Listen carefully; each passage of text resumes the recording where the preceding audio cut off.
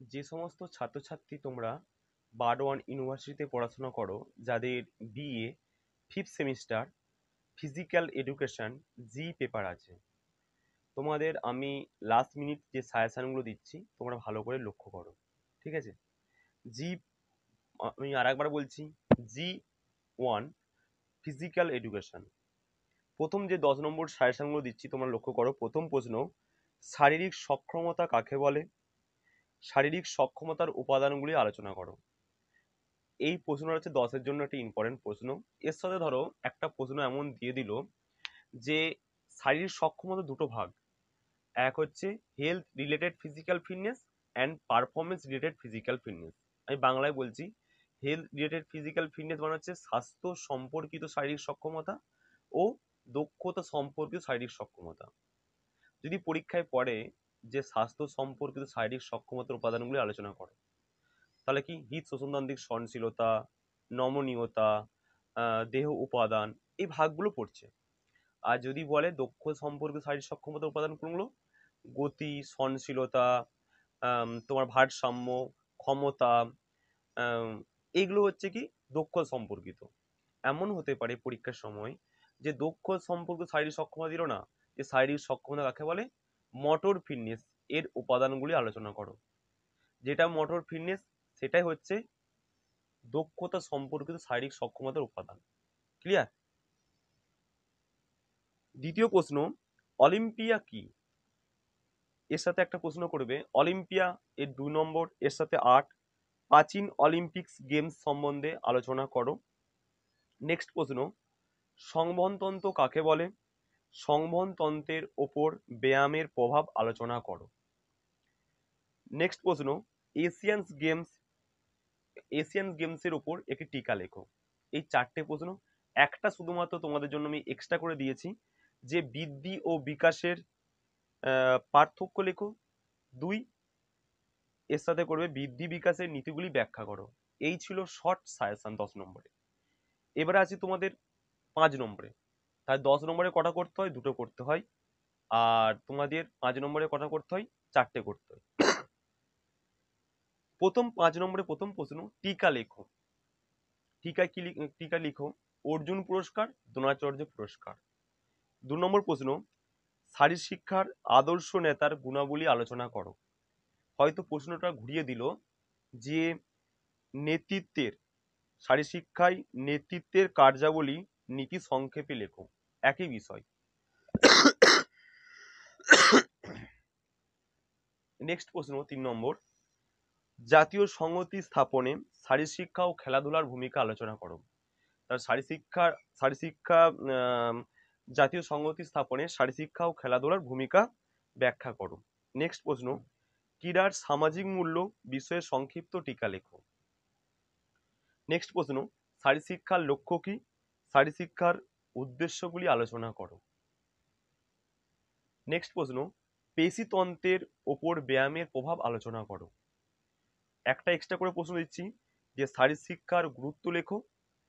সংক্ষেপে শারীরশিক্ষার আধুনিক ধারণা আলোচনা করো। এই ছিল তোমাদের 5-10 এর সাজেশন।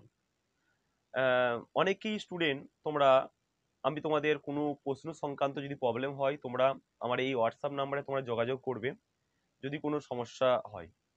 এছাড়াও তোমাদের অনেক স্টুডেন্ট, বিশেষ করে নেতাজি মহাবিদ্যালয়, হরিপাল কলেজ, রবীন্দ্র রবীন্দ্র মহাবিদ্যালয়, এছাড়াও সিঙ্গুর মহাবিদ্যালয়, অনেক স্টুডেন্ট তোমাদের স্টুডেন্ট অনেকেই পড়ে। বিশেষ করে নেতাজি মহাবিদ্যালয় অনেক স্টুডেন্ট আমার কাছে অনলাইনে পড়াশোনা করে।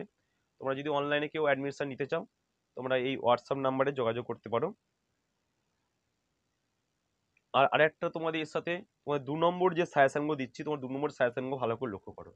এই 2 নম্বর সাজেশনগুলো ভালো করে করলে এখান থেকেই তোমরা সব প্রশ্ন কমন পেয়ে যাবে। প্রথম প্রশ্ন, শারীরশিক্ষার লক্ষ্য কি? শারীরশিক্ষার প্রকৃত অর্থ কি? প্রাচীন অলিম্পিক্স গেমস কবে ও কোথায় অনুষ্ঠিত হবে? অর্জুন পুরস্কার কি? সময়গত বয়স বলতে কি বোঝো? অলিম্পিকের মশাল কি? অলিম্পিকের উদ্দেশ্য কি ছিল?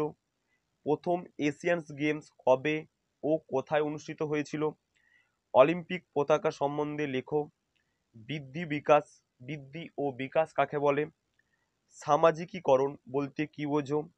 প্রথম এবং আগামী এশিয়ান গেমস স্থান এবং বছর উল্লেখ করো। সময়গত বয়স ও অঙ্গ সংস্থানগত বয়স কি? অলিম্পিক্স গেমসের আধুনিক শপথ বাক্যটি লেখো। দ্রোণাচার্য পুরস্কার কি? আইওসি এর পুরো নাম কি? আইওসি পুরো নাম হচ্ছে ইন্টারন্যাশনাল অলিম্পিক কমিটি। কালানুক্রমিক বয়স কি? আধুনিক অলিম্পিক্স গেমসের মোটো কি?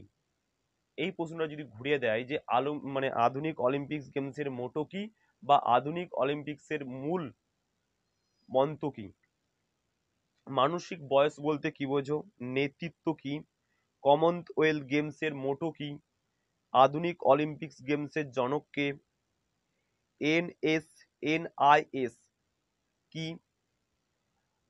নেক্সট প্রশ্ন, সংগঠিত খেলা বা গেমস এবং অতি সংগঠিত খেলা যেটা স্পোর্টস বলতে কি বোঝো? অলিম্পিয়া অলিম্পিক এবং অলিম্পিয়াড বলতে কি বোঝো? কি কারণে প্রাচীন অলিম্পিক্স গেমস বন্ধ হয়েছিল? ক্রীড়া মনোবিজ্ঞানের সংজ্ঞা দাও। ক্রীড়াবিজ্ঞান বলতে কি বোঝো? এআইসিএস এবং ওয়াইএমসিএ এর সম্পূর্ণ নাম লেখো। দুটি জাতীয় ক্রীড়া পুরস্কার নাম কি? দুটো জাতীয় ক্রীড়া পুরস্কার হচ্ছে অর্জুন পুরস্কার, রাজীব গান্ধী খেলরত্ন পুরস্কার, দ্রোণাচার্য পুরস্কার। প্রাচীন অলিম্পিক্স গেমস কোন বছর এবং কেন বন্ধ হয়ে যায়? অলিম্পিক্স গেমসের মূল মন্ত্র লেখো। মূল মন্ত্র কি? সিটিয়াস, অল্টিয়াস, ফর্টিয়াস এই বিষয়গুলো আছে। ঠিক আছে, তারপরে কি বলেছে?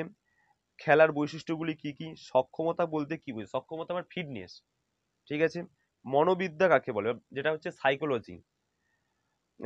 সামাজিকতার সংজ্ঞা দাও।